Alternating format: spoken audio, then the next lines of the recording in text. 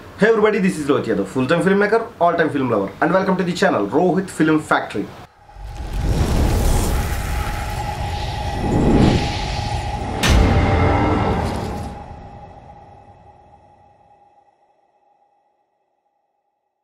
Guys, RFF లో ఈరోజు మన టాపిక్ ఏంటంటే ఎంతైనా ఫోన్ కెమెరా దానికి దీనికి పోలికేంటి అని మాట్లాడితే మీరు వెరీ బిగినర్ అయినప్పుడు మీ దగ్గర ఎలాంటి సోర్స్ లేనప్పుడు మట్టిలో మాణిక్యం దొరికినట్టు మీకు ఈ స్మార్ట్ ఫోన్ దొరికినట్టే. వన్స్ షూట్ కంప్లీట్ అయిన తర్వాత మనకు కావాల్సింది పోస్ట్ ప్రొడక్షన్ గురించి నేను చెప్పడం కన్నా చేసి చూపిస్తా. ఇప్పుడు మీకు ఏదైతే కథ చెప్పానో ఆ కథని ఒక షార్ట్ ఫిల్మ్ లాగా చేసి ఎలా తీసాను అనేది చెప్పి ఎలా ఎడిట్ చేశాను అనేది కూడా చెప్తా, మీకు క్లారిటీ వస్తుంది. గైస్, ఎపిసోడ్ స్టార్ట్ అవడం కంటే ముందు ఎక్విప్మెంట్, కెమెరాలు, మేకప్ అది ఇది మొత్తం ఉన్నప్పుడు యాక్టర్లు ఫీల్ అయ్యే విధానం వేరే ఉంటుంది.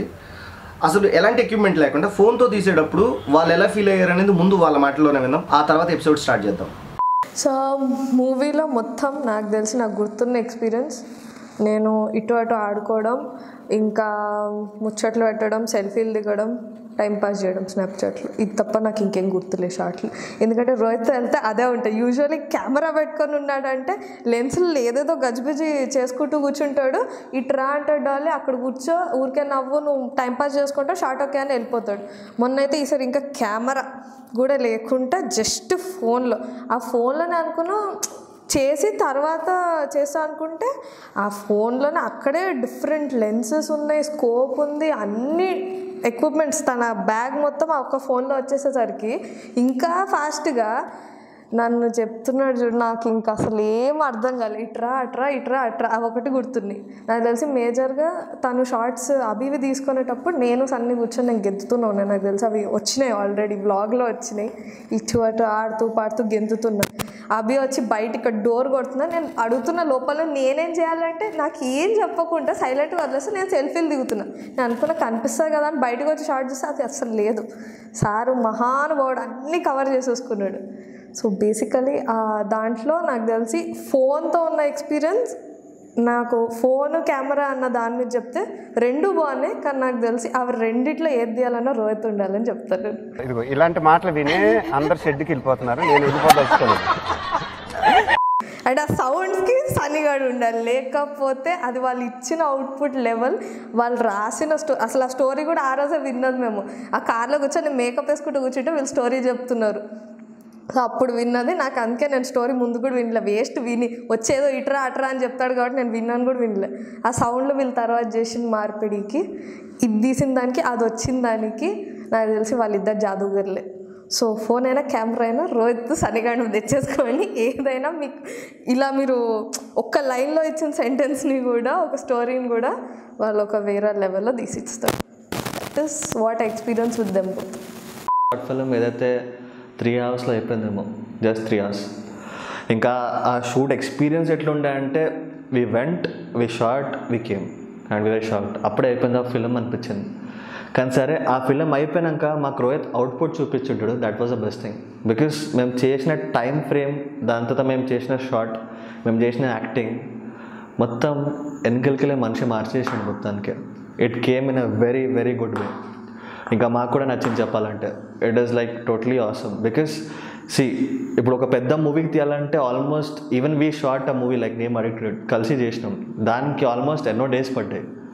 కానీ దీనికి 2 అవర్స్లోనే it gave a good input. ఇంకా that was the best thing అనిపించింది నాకు. ఇంకా సౌండ్ ఎఫెక్ట్స్ అంటే ఇక it's the best thing I guess. దానికోసం మనం స్పెషల్లీ మిస్టర్ జూహిత్ యాదవ్కి చెప్పాలి, ఎందుకంటే హీ గేవ్ గుడ్ ఎడిటింగ్ పక్కా. అండ్ ఇక ఆర్టిస్ట్ లెవెల్లో వస్తే నన్నైతే ఏమనుకోను, కానీ నా పక్కన ఉన్న ఆర్టిస్ట్ చూడు, నా name Navya Reddy. So she even gave a good combat to me. So చూద్దాం ఎట్లా వస్తుందో, బట్ మీరు చూసి చెప్పాలి. మేము చూసి అయితే నాకైతే చాలా నచ్చింది. So I'm really very happy with output which he showed me right now.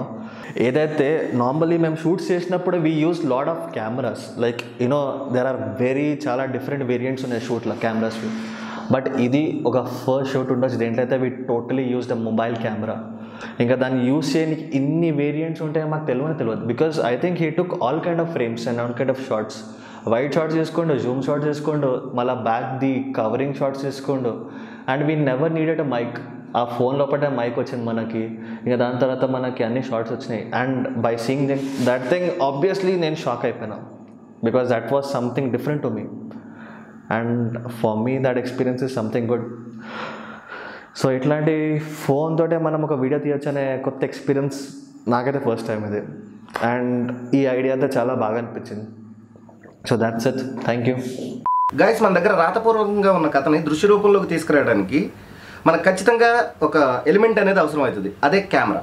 ఈ షార్ట్ ఫిలిం మనం మొబైల్లో తీద్దాం అనుకున్నాం కాబట్టి నేను వాడే మొబైల్ అంటే పోకో M2 Pro. దాని కాస్ట్ వచ్చేసరికి 13,000. ఇక్కడ కాస్ట్ గురించి మెన్షన్ చేస్తాను కాబట్టి మన సబ్స్క్రైబర్లో ఒక సబ్స్క్రైబర్ ఒక క్వశ్చన్ అడిగారు, ఆ క్వశ్చన్ కూడా పిక్ చేసుకుంటున్నా. ఆ క్వశ్చన్ ఏంటంటే, షార్ట్ ఫిల్మ్స్కి 15,000 లోపల ఎలాంటి మొబైల్ ఉంటుంది క్వాలిటీ వీడియోస్కి? నేను వాడే మొబైల్ని సజెస్ట్ చేసా. ఆ తమ్ముడు రెడ్మీ Note 10 బాగుంటుందా అని అడిగిండు. ఆల్రెడీ నా ఫ్రెండ్ దగ్గర ఉన్న ఫోన్ నేను చెక్ చేసా, 2 కెమెరాలు ఒకేలా ఉన్నాయి బ్రో, దీన్ని అని చేసి కంపేర్ చేసి ఏం చెప్పను. ఏదైనా సరే షార్ట్ ఫిల్మ్ తీయడానికి క్వాలిటీ అయితే బాగుంది. మళ్ళీ పాయింట్లోకి వస్తే, షూట్ చేయడానికి ముందు మన మొబైల్ కెమెరాలో కొన్ని సెట్టింగ్స్ చేయాల్సి ఉంటుంది. ఎందుకు డైరెక్ట్గా కెమెరా ఓపెన్ చేసేసి రికార్డ్ చేసి అవదా భయ్యా అంటే అవుతుంది, కానీ పోస్ట్ ప్రొడక్షన్లో ఇబ్బంది కూడా అవుతుంది. అంతేగా మీరు ఎలాంటి మొబైల్లో షూట్ చేసినా 1080p 60 ఫ్రేమ్స్లో రికార్డ్ చేయండి. ఎందుకు మిగతా ఆప్షన్లో చేయకూడదా అంటే చేయొచ్చు. ఇప్పుడు మిర్రర్లెస్ కెమెరాలు కానీ, DSLR కెమెరాలు కానీ, లేదంటే సినిమా కెమెరాలు కానీ, అవన్నీ ప్రత్యేకించి వాటి కోసమే తయారు చేసేవి కాబట్టి వాటి పని అవి చేస్తాయి. కానీ మన స్మార్ట్ ఫోన్ అనేది మల్టీ టాస్కింగ్లు చేస్తూ ఉంటుంది. అలాంటప్పుడు మనం ఒక షార్ట్ ఫిల్మ్ తీసేటప్పుడు అది ఒకవేళ లోడ్ ఎక్కువ తీసుకొని ప్రెషర్ దాని మీద పడితే కొంచెం స్ట్రక్ అయినట్టు లేదంటే ఫాస్ట్గా వెళ్ళిపోయినట్టు వస్తుంది వీడియో. అది మనం షూట్ చేసే టెన్షన్లలో ఓకే వచ్చేసింది అనుకుంటాం, కానీ పోస్ట్ ప్రొడక్షన్కి వెళ్ళినప్పుడు మాత్రం మీకు అది ఎక్కడైతే హ్యాంగ్ అయిందో ఆ హ్యాంగ్ అయింది అనేది పక్కా కనిపిస్తుంది. అదే 1080p 60 ఫ్రేమ్స్లో తీసుకుంటే అలా అయ్యే అవకాశాలు చాలా తక్కువ ఉంటాయి. ఒకవేళ అయినా 60 ఫ్రేమ్స్ కాబట్టి దాన్ని ఎడిట్లో 50% స్లో మోషన్ చేస్తే మీ కంట్రోల్లో ఉంటుంది ఆ వీడియో క్లిప్ అనేది. మీరు ఏదైతే మొబైల్ ఉపయోగిస్తున్నారో దాంట్లో గ్రిడ్ లైన్ అనే ఆప్షన్ ఉంటే షూట్కి వెళ్ళే ముందే దాన్ని ఎనేబుల్ చేయండి. ఎందుకంటే గ్రిడ్ లైన్ అనేది రూల్ ఆఫ్ థర్డ్ మొత్తాన్ని నిర్ణయిస్తాయి. మీరు మెయిన్గా చూడాల్సిన 3వ పాయింట్ ఇంకొకటి ఉంది, అదేంటంటే ఫోకస్ అండ్ ఎక్స్పోజర్ లాక్. మీరు మీ షార్ట్ తీసేటప్పుడు ఆటో ఫోకస్లో పెట్టి తీస్తే అది ఫోకస్తో పాటు ఫోన్లో ఎక్స్పోజర్ కూడా ఒకేసారి పెరగడం తగ్గడం అనేది జరుగుద్ది. అప్పుడు మీరు వీడియో తీసేటప్పుడు అది రకరకాలుగా వస్తుంది. అదే మీరు లాంగ్ ప్రెస్ చేసి ఫోకస్ లాక్ చేసి మీ సబ్జెక్ట్ మీద ఒక దగ్గర ఫోకస్ లాక్ చేసి వెనక్కి వచ్చినా ముందుకు వచ్చినా అక్కడి నుంచి ఏ పొజిషన్కి కదిలినా మీరు మళ్ళీ అదే పొజిషన్కి వస్తే ఫోకస్ అండ్ ఎక్స్పోజర్ కరెక్ట్గా కంట్రోల్లో ఉంటాయి. వన్ షూట్ కంప్లీట్ అయిన తర్వాత మనకు కావాల్సింది ఎడిటింగ్ గురించి నేను చెప్పడం కన్నా ఈ షార్ట్ ఫిల్మ్ ఎడిట్ చేసిన జూహిత్ యాదవ్ మాట్లాడితే బాగుంటుంది. Hey guys, this is Juhit Yadav. ఆవాహం. ఈ షార్ట్ ఫిలిం నేను FCPX అనే సాఫ్ట్వేర్లో ఎడిట్ చేశా. మరి Adobe Premiere, InShot, KineMaster, Avid ఇవన్నీ సాఫ్ట్వేర్లు కాదా అంటే అన్నీ ఎడిటింగ్ సాఫ్ట్వేర్లే. బట్ మనకి ఏది అవైలబుల్లో ఉంది, ఏది కంఫర్ట్గా ఉంది అనేది చూసుకోవడమే matter. Back to the point. Short division చేసిన స్టోరీని యాజ్ టీజ్గా ఎడిట్ చేశా.